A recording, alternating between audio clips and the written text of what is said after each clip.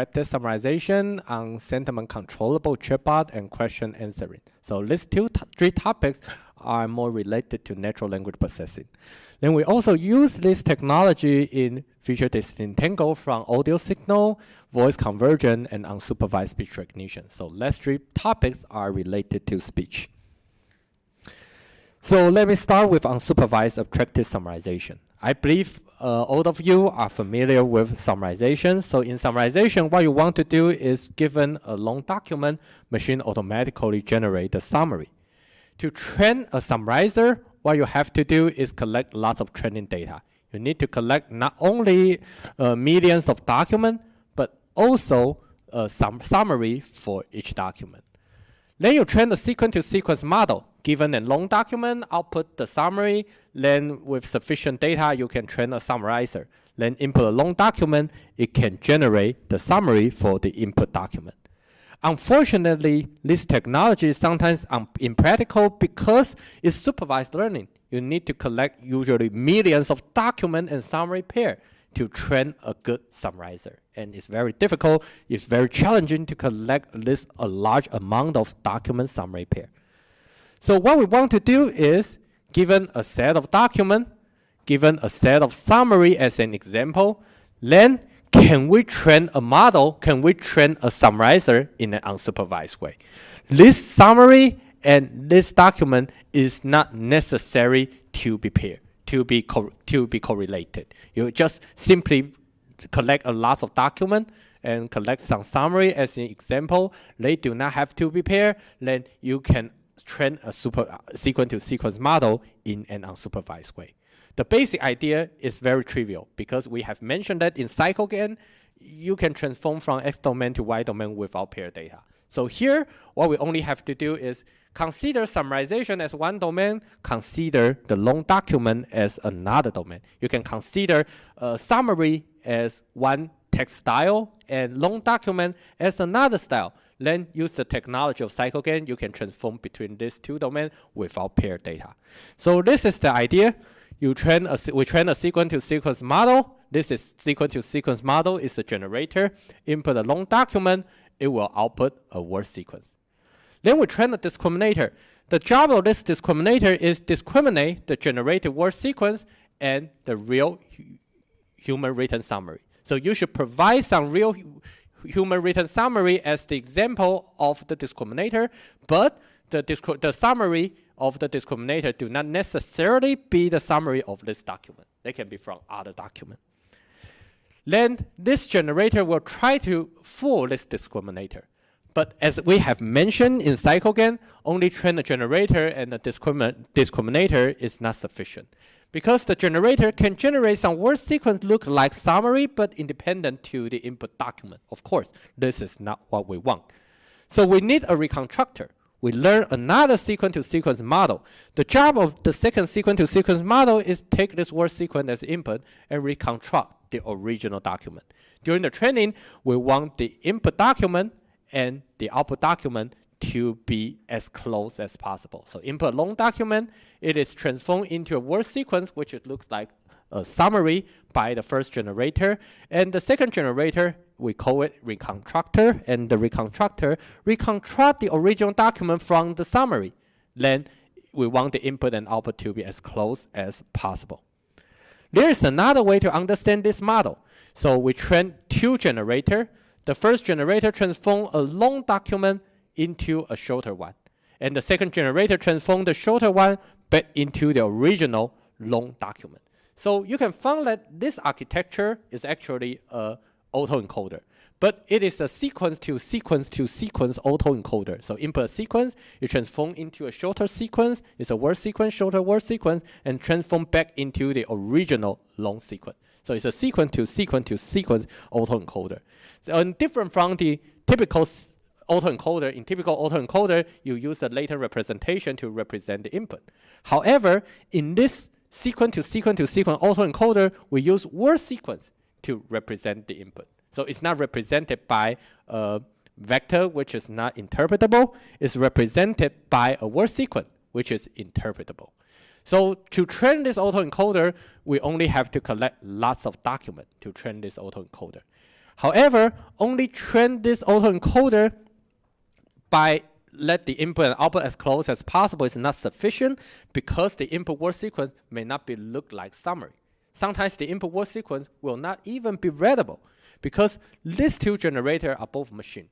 They can invent their own secret code to communicate with each other and it's not readable for the human. To deal with this problem, you need a discriminator. So discriminator gives feedback to the generator to ask it to generate a word sequence, which is like human summary. The discriminator has read lots of human summary, so it knows what a human summary looks like. And the generator has to fool the discriminator, make the discriminator think its output looks like the summary. But at the same time, this word sequence should be reconstructed into the original document. So this word sequence not only looks like the summary, but it contains the core information of the input document. So it will be readable. And to train the model, we use reinforcement learning, as we have mentioned in the last lecture. If you want to generate a word sequence, the whole model will not be differentiable, so you need reinforcement learning to make it work. So this is some result we obtained. We applied this technology on English Geek Hour. We also applied it on other corpus, for example, CNN Daily News and Chinese Geek Hour. We also get similar result on Chinese Geek Hour. So here we evaluate the summarization result by Roach 1, Roach 2, and Roach L. For those who do not work on summary, just keep in mind that the larger the Roach score means better the summarization performance. For supervised learning, of course, pretty good result you can obtain.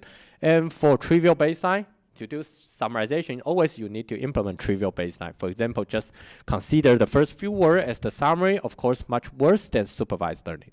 Then we apply unsupervised learning without document and summary pair. For unsupervised learning, if our document and the summary are from the same corpus, so actually document and summary can be paired together, but we do not provide this information to the machine, this is the Roach score we can obtain. And if the document and summary are from different corpus, so they do not pair together, they're completely irrelevant, they're completely unrelated, then this is the result we can obtain. Of course, it's slightly worse than the match condition, but still much better than the trivial one. Of course, it cannot be as good as the supervised learning approach. And people usually ask that unsupervised learning cannot be as good as supervised learning. Why are you working on unsupervised learning? But you can also consider semi-supervised learning. So here is the example. For supervised learning, we have 3.8 million document summary pair, and this is the Roach score we can obtain. And so this is the upper bound of the unsupervised learning approach. For unsupervised learning approach, if we do not have any pair data, and here we use different approach to train our model. You can use reinforcement learning, but you can also use WGAN. So we have mentioned that there are several approaches to deal with the non-differentiable issue. You can use reinforcement learning, you can use WGAN. So for these two approach, without training any pair data, this is the result we can obtain. But we can add a little bit pair data. Then the performance of the model will be increased rapidly. When we add 10,000 pair data, this is result we can obtain. When we add 500,000 pair data, the result is actually as good as supervised learning. It needs 3.8 million data, but we only need probably 1/5 of the data to get the same performance. So this is the power of semi-supervised learning. So another thing I want to talk about is sentiment controllable chatbot. So we use it is not necessary to use GAN technology to achieve it, but one of the approach we use is based on CycleGAN. So let me first describe the motivation of personalized chatbot. So everyone knows that you can use sequence-to-sequence learning to train a general chatbot. However, the general chatbot only generates plain result, which is very different from human. And human talks in different style and different sentiment to different people in different conditions. So we want our chatbot to achieve that. For example, we want our chatbot say, if the input is how was your day today. The chatbot can have different mode. If it is in the positive mode, it will say it is wonderful today. If it is in the negative mode, it will say it is terrible today. We want the chatbot can have controllable response based on the mode it is in. So positive mode responds positively, negative mode responds negatively. So in this way, probably in the future, chatbot can be personalized. So here, we only focus on generating positive response. That is, our chatbot is always in the positive mode. We want an optimistic chatbot, but you can use the same technology to achieve a negative chatbot. So this is the approach we use. We found that there are two major categories of approach. One is to achieve sentiment controllable chatbot. You can directly modify the parameter in the sequence-to-sequence model. So just modify the parameter in the sequence-to-sequence model to make this output become positive.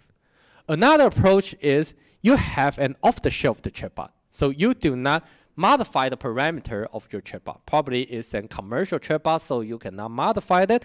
But you learn a transformation network.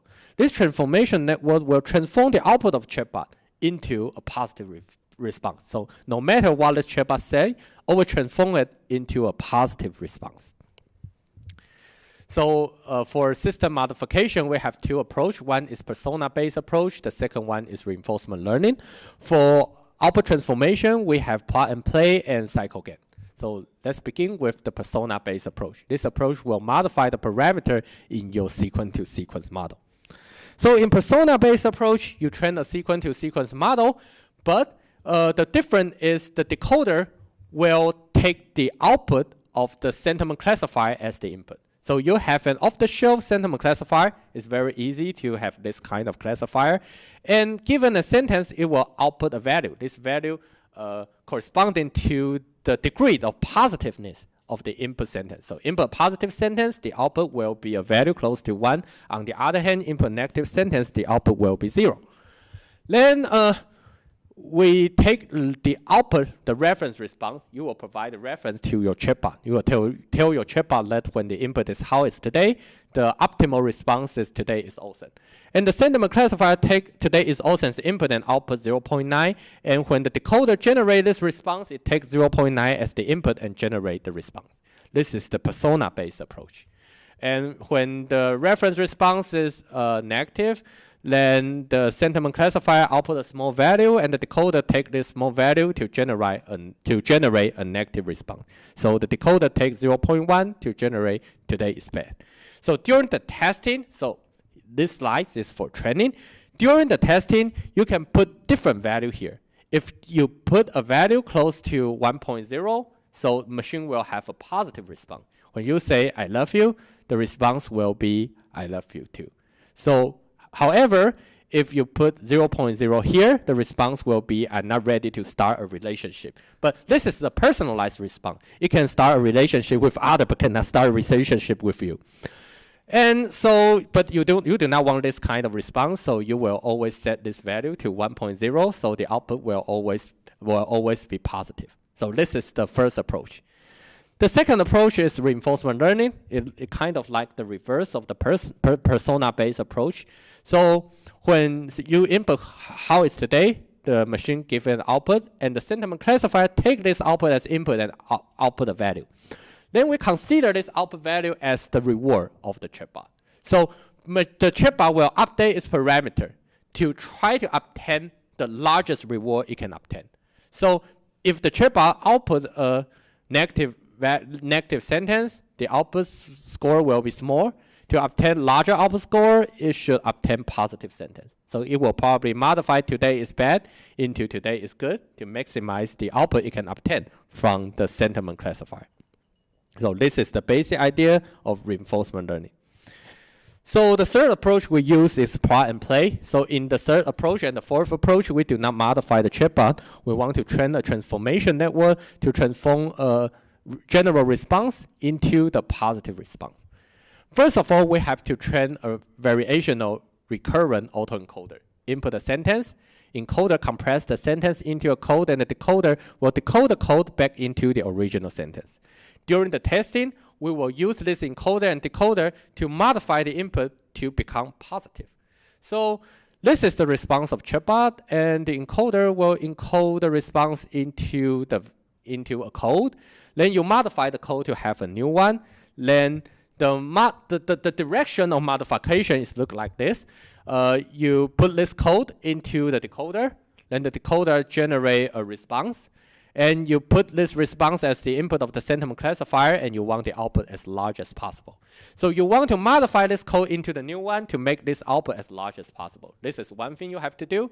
And for the second thing, you want this blue vector and this blue vector, the old code and the new code, to be as close as possible. So there are two constraints. So you will find a new code fulfill this constraint and this constraint. Don't worry if you cannot understand this approach, because it doesn't work. And the last approach is cycle GAN. So you can imagine how to do that in a minute. So you can transform, you consider positive sentence as X domain. You consider negative sentence as Y domain. So you can apply cycle GAN to transform from X domain into Y domain. That's it. So this is the figure of cycle GAN. And you can transform from X domain image to Y domain image. Now what we only have to do is consider negative image as one domain, positive image as another domain. That's it. However, the only issue here, we have to deal with the problem of non-differentiable, because as we have mentioned, those word sequences are discrete, so you cannot directly train your network by backpropagation. Here we use a kind of very simple idea to solve this problem. We just replace all the word sequence with word embedding. So it's continuous. So it can train end to end. So that's it. So each word is represented by its word embedding. So each sentence is represented by a word sequence, and you can consider a word sequence simply as an image, right? It's continuous. It's just a matrix. You consider it as an image, directly apply cycle GAN, then you can transform from a positive sentence to negative sentence back to positive sentence. So this is some result from cycle GAN, transform negative sentence into positive one. So when I enter I miss you, it say I love you. When I enter I don't love you, it say I love you. I enter I cannot do that, it say I can do that. Here's a good one. I say, sorry for doing such a horrible thing. It responds with, thanks for doing a great thing. Sometimes it makes some mistake. When I say my dog is sick, it say my doggy is my doggy. So something weird happened. And this system is very useful. So if your boss always say something mean, you can put this system in your earphone, so your life will be much better. So this is some result we obtain. So we have to evaluate the performance of different approach. Here what we show is the result evaluated by human. We also do some objective evaluation by some model, and the result is just the same. So we do not show the result evaluated by model. We only show the result evaluated by human. We have to evaluate the chatbot from 3 different aspects. The first one is the sentiment of the response. This is what we want, right? We want our chatbot to respond the positive sentence, to generate positive response. The second one is we want the grammar to be correct, because we don't want the chatbot just generate some positive word, just say something like good, good, good, good, good, and it's meaningless. So we want the output to fulfill the grammar. It should be grammatically correct. And last but not least, we want the output of the response to be coherent to the input. We don't want the chatbot always just say, oh, it is a wonderful day, not consider the input of the user. So we want the response and the input to be coherent. Then we ask the human to evaluate the response of different bot. And the largest score it can obtain is 1, and the smallest score it can obtain is 0 on this figure. And here is some result. Let's first take a look at the sentiment. So you can find that the first 2 approach, it can obtain much positive response compared with the third and the fourth approach. This is very reasonable, because the first 2 approach will directly modify the parameter in the sequence-to-sequence model. And the third and fourth approach only modify the output. So directly modify the sequence-to-sequence model can make the output even more positive.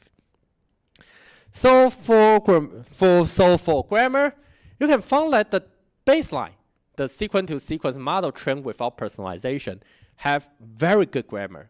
So that is, everyone think the grammar is always correct. So, but this is not surprising. If you have trained a sequence-to-sequence chatbot, it's very easy to make the chatbot generate grammatically correct sentence. And for persona-based and plug-and-play, it's just the grammar, it sometimes makes some mistake. And for plug-and-play, usually it makes some mistake. For reinforcement learning and cycle GAN, the result is close to sequence-to-sequence model. A little bit worse, but very close to. For coherence, we found that Sequence-to-sequence model have the largest coherence, and cycle-GAN is the second one. And so based on our result, we found that reinforcement learning and cycle-GAN can achieve the best result compared with the other approaches. And here is some example. So when I say I'm just less interested in the how-to and more in the what and why of the things we build, sequence-to-sequence model say it's not a good thing. So people is negated, so the user will be unhappy. And for persona-based approach, I'm interested in this. So for RL, it's also positive. And for plug and play, it replaced good with wrong. For cycle-GAN, it removed not, so it responds with it's a good fit. So this is the first example. For the second one, the input is always learning and self-improving is a huge turn on for me. For sequence-to-sequence model, it said, I'm not sure if I can see you in a relationship. The user will be definitely very angry. Then for plug and play, it say, I'm not sure if I can see you a special. So sometimes plug and play will generate poor sentence. So cycle-GAN, it just removed not. So you say, I'm sure if I can see you in a relationship, kind of little bit weird. For persona-based approach, it say, you are going to have a word with your mother. I don't know why you suddenly want to mention the mother. This is kind of weird. Sometimes persona will generate very weird sentence because during the training, probably some response is always put tag with the input 1, and you turn it into 0.0, then it will generate something nonsense. So for reinforcement learning, say I love you so much. So the user will be very angry, very happy with this response. So this is sentiment controllable chatbot, and we're also working on question answering. In our lab, we have several work related to question answering, but today I only select to talk about something related to GAN. So we use GAN in transfer learning on question answering, and I believe most of you are very familiar with deep learning-based question answering. You just train a very complicated model. This is by def. This is by def. Yes, this is by def. Okay. So input a document and input a query and output the answer. So here what we want to do is transfer learning. Our testing data is some in-house Chinese data set, and we have training data, but the training data is little. So directly train on this small data set probably may not work well on the testing data. But it's very easy to have a very large English data set. For example, you can have Squad as your English data set. It has more than 10,000 example, so you can get pretty good result. But what we want to know is with those English data set, can it be helpful for the Chinese data set? So this is the model we use. Our whole model have 3 parts. It has some shared parameter, and it has some private model for Chinese and private model for English. So during the training, we use both the Chinese and English data to train the model. And for the Chinese data, it will be the input of Chinese private model, and the shared model take the output of Chinese private model and obtain the answer. For the English data, the English private model take raw English data as input, and shared model generate the final output. So the input, the Chinese input and English input will be in different paths, but finally merge together and use the shared model to deal with the problem. And we want the Chinese private model and English private model to output some abstract semantic information, which is independent to the language. Because the output of this private model is independent to the language, we can use shared model to deal with both the output of these 2 private models. Even though the inputs are from 2 languages, probably after several layers, the language-dependent information is removed. We only have language-independent semantic information, and the shared model can take the language-independent information as the input and generate the final answer. So we use the idea of domain adversarial training here. So we have mentioned domain adversarial training. So we have a discriminator. Discriminator tries to discriminate whether the input is from Chinese model or from the English model. And the Chinese model and English model will try to fool the discriminator. If these 2 models successfully fool the discriminator, means the Chinese model and the English model can remove the language-dependent information, only give the shared model language-independent information. So this is the result we can obtain. We use Squad as our English data, and for Chinese data, this is from delta, and we have a small training set, much smaller than the squad, and has a testing set. And if we only use this training set to train a model and testing on the testing set, this is the EN and F1 we can obtain.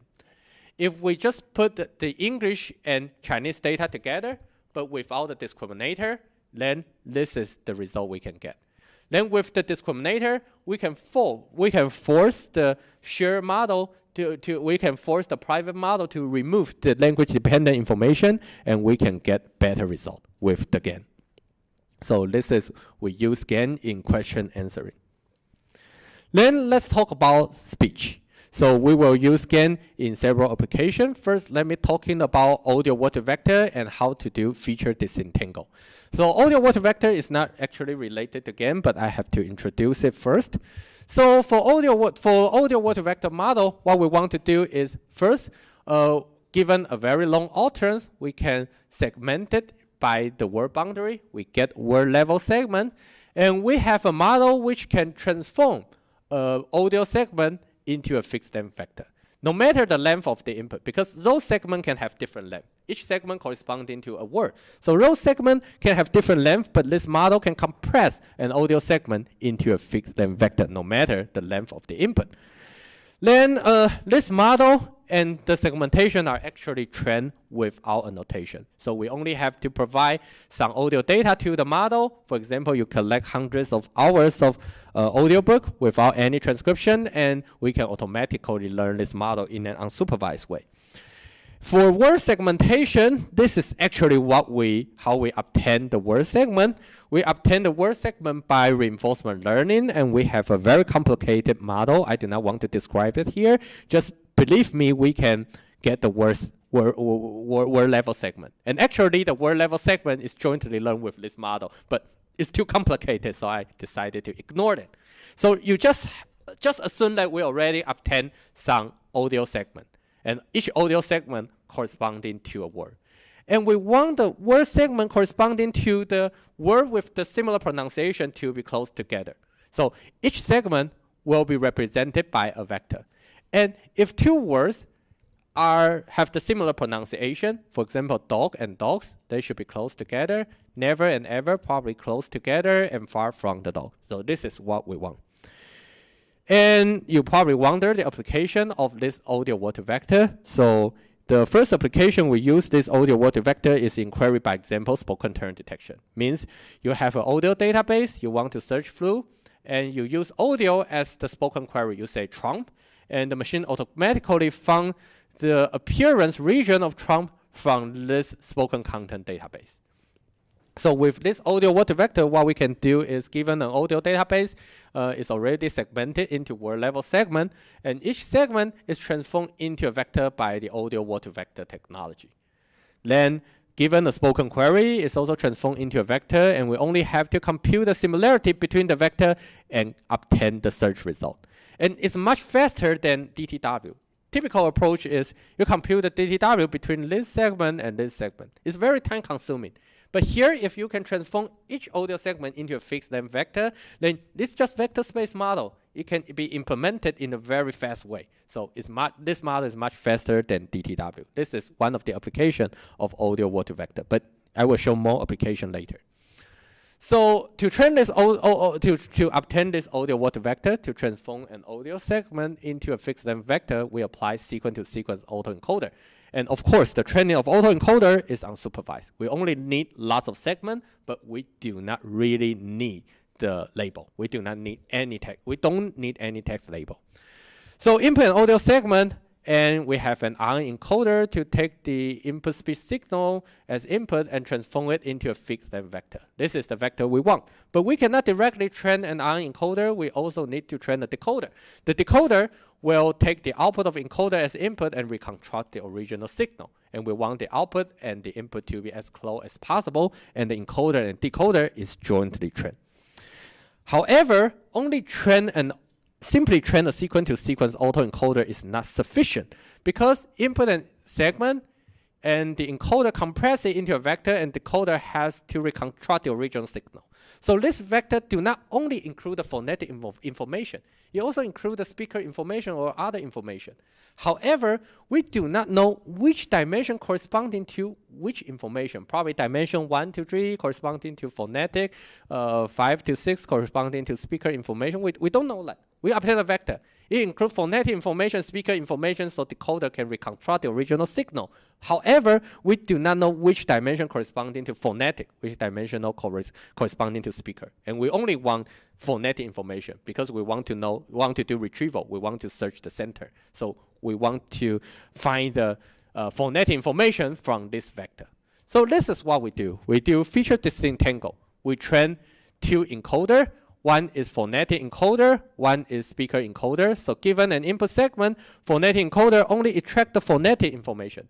So given two utterance, from two speakers, but they say the same word, two speakers say apple, so speech signal is different. But phonetic encoder will ignore the speaker variation. So for different speakers, both say apple, this vector will be pretty much the same.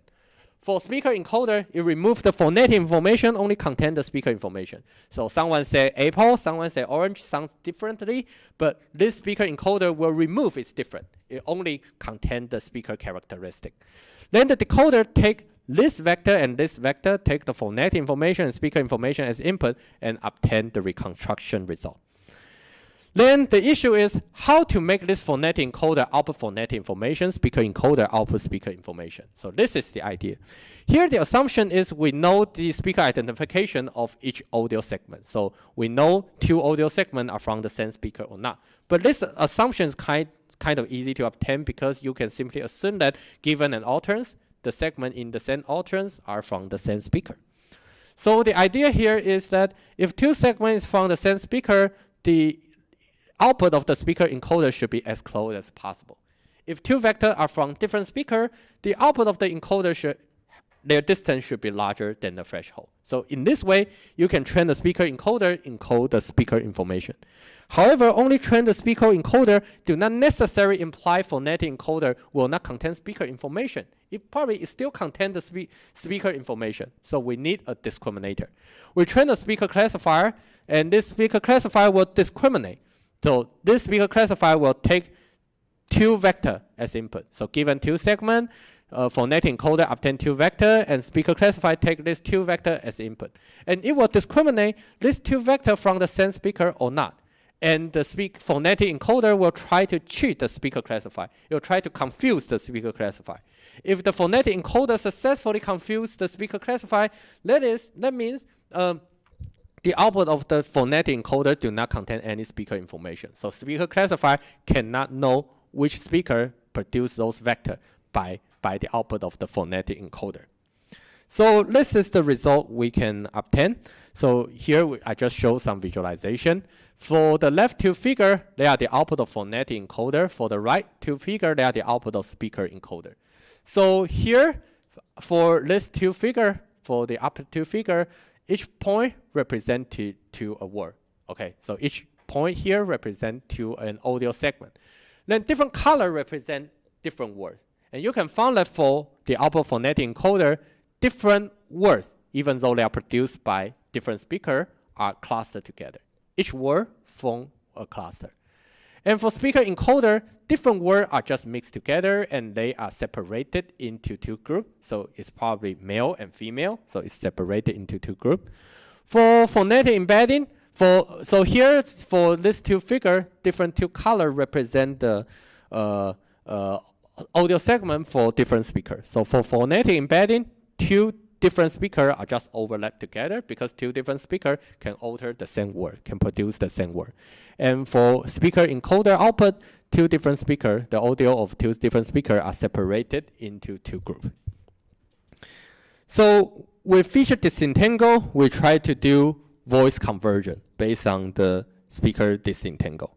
So this is what I say. We have a phonetic encoder, we have a speaker encoder, and we have a decoder. And we use the classifier, so it's trained just in the same way as GAN to achieve feature disentangle. Then during the testing, we have speaker A say hello. So we use this audio as the input of phonetic encoder, so we have a vector corresponding to this content. Then we have speaker B say goodbye. Then we have speaker encoder, which extract the speech characteristic of speaker B. Then we have a decoder. It takes this as input. It takes this as input. Then the output will be speaker B say hello. So we have speaker A say hello. We have speaker B say some other thing. Then the output of decoder will be speaker B say hello. So we can let speaker B read in the sentence of speaker A. So this, you can do voice conversion, transform the voice from speaker A to speaker B. So, but this is not sufficient. This is only the stage one. With only this technology, you cannot get good result because as I have mentioned, if you only train a sequence-to-sequence autoencoder, usually the output will be blurry. So the case is similar on speech. So we need the second discriminator. So we already use a discriminator to do feature disentangle, but here we need another discriminator. This discriminator take the output of decoder as input, and it have to determine it's real or fake. So this is one thing discriminator do. And this decoder have to cheat this discriminator, so it will generate more realistic output. And we have another speaker classifier. This speaker classifier is to determine this output, the output of the decoder, is look like the speaker B or not. The speaker classifier will try to determine the speaker identity of the output of the decoder. And the decoder try to help the speaker classifier to correctly identify the speaker identity. So this is kind of complicated. Decoder try to fool the discriminator to generate real image, but try to help the speaker classifier to make the speaker identity being correct. Okay, so this is the result we obtain. So this is the result of human evaluation. So the blue bar means, as I said, we have two stages. So the blue bar means the listener think the stage 2 is better. Red bar is stage 1 is better, and yellow bar means they are they think it's high. So it's very clear that we've evaluated our approach. First of all, I have to emphasize that this voice conversion, we do not really need paired data to achieve voice conversion by this approach. And we evaluated from two aspects. One is naturalness and one is similarity. For both naturalness and similarity, with the second stage is better than the first stage. Then we compare the proposed approach with cycle GAN. As I have mentioned this, the issue of cycle GAN is usually the output of cycle GAN is not very similar to your target speaker. So it can generate realistic voice, but it's not very similar to your target speaker. So we compare our approach with cycle GAN. And for the naturalness, cycle GAN is slightly better than the proposed approach. Cycle GAN is very well known at generate natural speech. But for the similarity, our proposed approach is much similar to the target speaker compared with cycle GAN. And this is reasonable. For cycle GAN, you have a network, input audio, and it output another audio. Usually the input and output is pretty similar. But in our proposed approach, because we have an encoder and we have some domain adversarial training to remove the speaker information. If the speaker information is successfully removed, then the output speech will be more similar to the target speaker, less similar to the input. Here is some demo. So this demo is in English. So this is the source speaker. Miss Anderson, yesterday, put a brave face on the departure. And you want to transform the voice of source speaker to the voice of target speaker? I'd like to take the plunge. Then this is the transformation result. Miss Anderson, yesterday, put a brave face on the departure. It failed in some places. You can hear that there are two people speaking at the same time. I'd like to take the plunge. This is source. Miss Anderson, yesterday, put a brave face on the departure. And then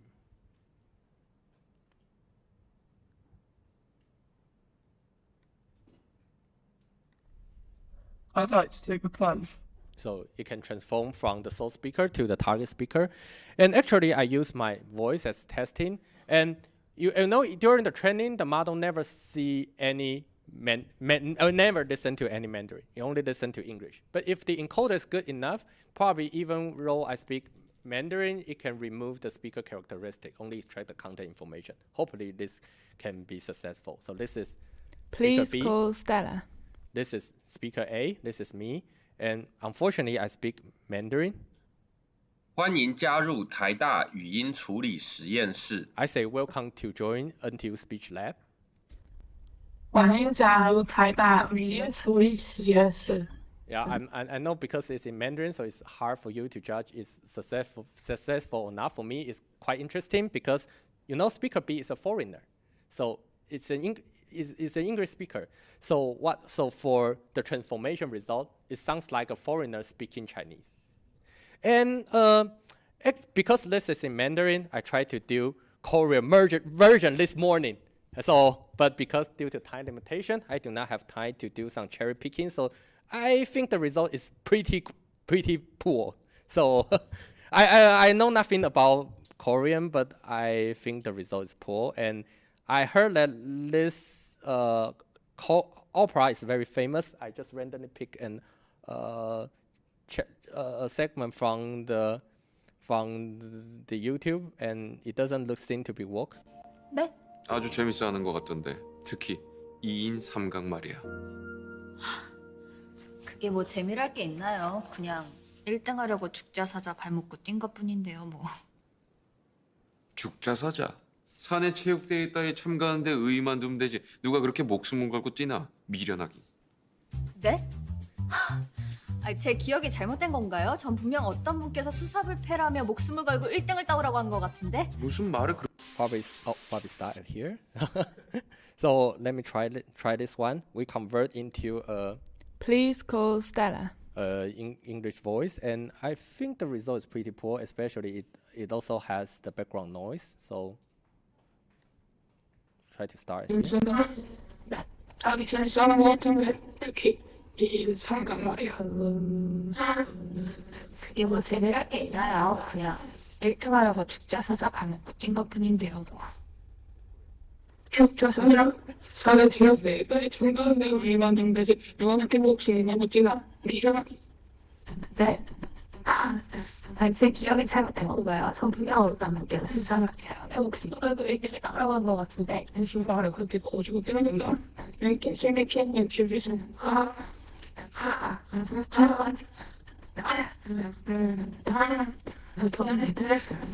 So you think it's Korean?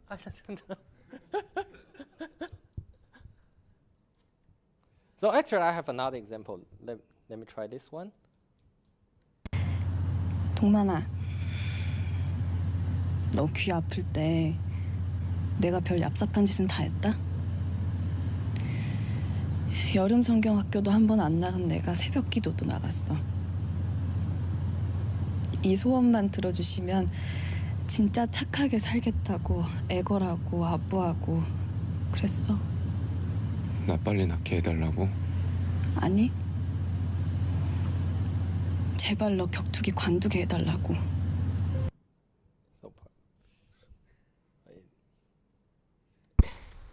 동남아, 너 귀 아플 때 내가 별 얍삽한 짓은 다 했다.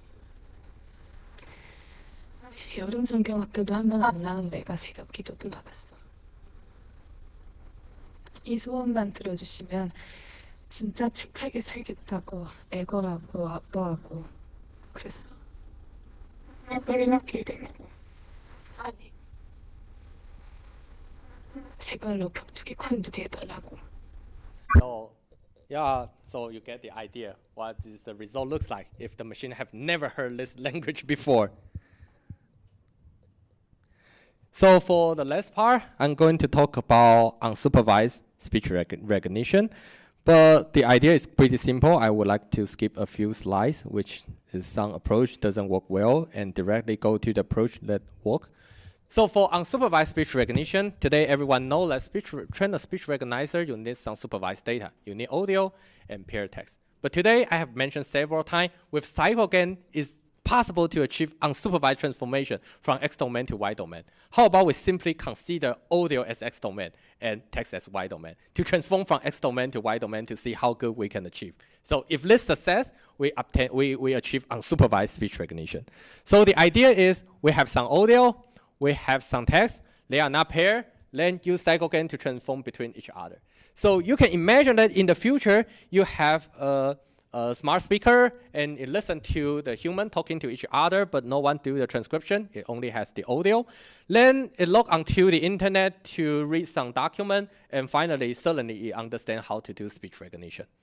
So the idea is simple, just cycle GAN. So I'm not going to talk about the detail of the technology, directly showed you the result. This is the result working on obtained on TIMI. So on TIMI, we evaluate phoneme speech recognition for phoneme accuracy. The audio is from TIMI. The text is from WNT. So the text and the audio is not related. So those texts are not the manual transcription of the audio. They are just unrelated from two different domains, from two different corpus. So the audio from TIMI, text from WNT, and this is the result we can obtain. Horizontal axis is the accuracy. So, and with more and more training data, of course, supervised approach can be better and better. But we can get 36% accuracy by Gambale softmax. I know it's pretty poor for 30% accuracy. The result is not readable. However, I think this is probably the first time someone tried completely unsupervised speech recognition and get the result much better than random. So this is what I want to share with you today. So probably I ended with a story. In Star Wars, there's two robots, right? A taller one, which is C3PO. And C3PO can speak many different languages. It can translate it. It can recognize many different languages. One day, it landed on a new planet called Ewok. And it cannot understand Ewok. The Ewok people surrounded him. Then he listened to the Ewok talking to each other. Then suddenly, it can recognize Ewok. This is because it used the technology of GAN. Okay, so this is what I want to share with you today. So this is the end of today's talk. Thank you very much for attention.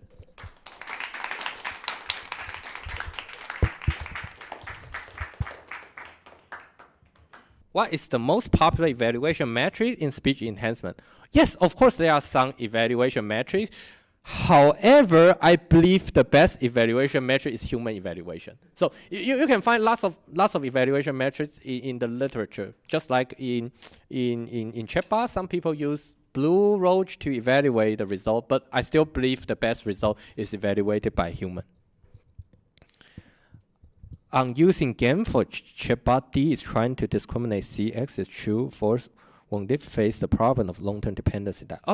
Yes. So here, the chatbot we consider is singleton. So the discriminator only inputs C and X because it's singleton. For multi-turn dialogue, you should put all the history as the input of the discriminator. So discriminator will know the response fit to the history or not. So for multi-turn, the input should be longer. But in my best knowledge, I do not read any literature that someone successfully implement multi-turn dialogue by GAN. I believe you can do that, but no one have get successful result. All the result based on GAN is for single turn. So this is probably one thing which is worth a try. So I think this question is similar to the previous one. So as I have mentioned, if you want to consider the multi-turn dialogue, you want to consider the long-term history, the input of generator should be a long-term history. The input of your discriminator should also be a long-term history. In this case, if your discriminator see the whole dialogue, then you can achieve multi-turn dialogue. The discriminator can consider more information, but I haven't seen anyone successfully implement this. What architecture do?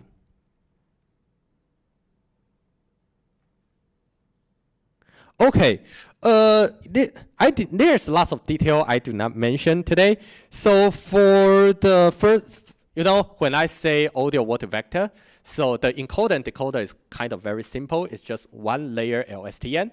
But for the voice conversion, the network architecture is different because we found that with very shallow network, it doesn't work. The results poor.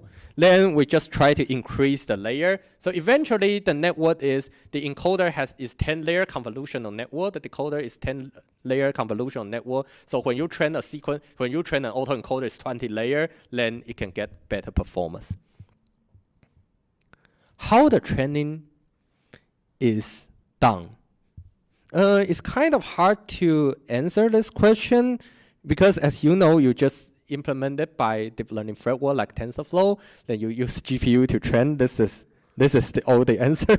And whether it's fast, it depends on your network structure. And depend on how many data you use. So for one layer sequence-to-sequence model, it can be done in in just a few hours if your training set is, for example, 100 hours, something like that. But is case by case. It's very hard to answer this question. Thank you very much. Thank you very much for your attention. Thank you.